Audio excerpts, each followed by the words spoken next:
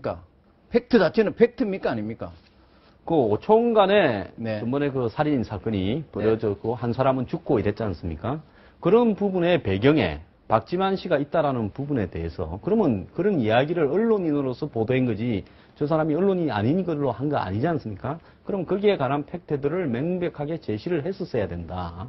근데 거기에 대한 팩트가 부족했다. 그 다음에 명백하게 이 박정희 대통령이 64년에 독일을 방문해서 당시에 리버케 독일 대통령을 만나지 못했다. 근데 마치 만난 것처럼 해서 만나지 못했다고 보도를 한 거예요. 예, 그리고 그게 왜 중요한가 하면 네. 리버케 대통령이 그 광부 간호사들을 만나서 울음바다에 빠지는 그러니까 한국이 가난했기 때문에 광부나 간호사를 독일에 진출시켜서 눈물바다가 됐다. 이 거기를 감동을 받아서 한국에 차관을 제공했다. 이 사실이 가짜 신화다.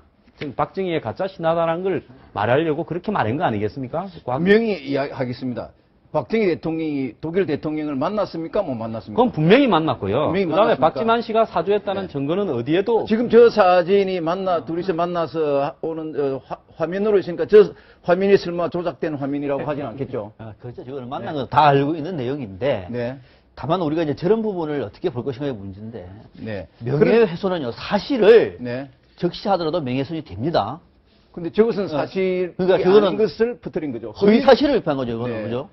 그런데 네. 저 사실에 대해서 명예훼손이냐 아니냐라고 하는 것은 표현의 자유냐 아니냐라고 하는 것은 따져볼 문제인데 만약에 언론인이라면 기자라면 저 사실이 아니라고 한다면 법적 처벌을 받지 않는다 하더라도 개인적으로 내지는 그 방송에서 사실이 아닌 것을 방송을 해서 미안하다. 사과는 해야 되는 건데 사과는 했습니까? 저분은 언론인으로서 이야기한 거 아닙니까? 네. 그러면 분명히 사과를 하고 미안하다고 해야 되는데 아직까지 그렇게 하지는 않았죠. 네. 그러니까 재판에 해부된 거 아니겠습니까? 네. 그런데 1심에서 국민참여 재판을 했어요. 저는 정치적으로 굉장히 예민해서 진영 간의 대립을 낳을 수 있는 사안을 국민참여 재판으로 하는 것은 명백하게 잘못됐다고 봅니다. 네. 국민참여재판은 형사사건이나 누구나 보더라도 이념이나 지역을 떠나서 명백하게 합의가 될 수 있는 보편적인 정서를 가진 사건만 국민참여재판을 해야지 정치적인 걸 가지고 명백하게 네. 어떤 편들이 나눠지는 사건을 국민참여재판을 붙여서 1심에서 무죄가 나왔다고 조화들 했지 않습니까?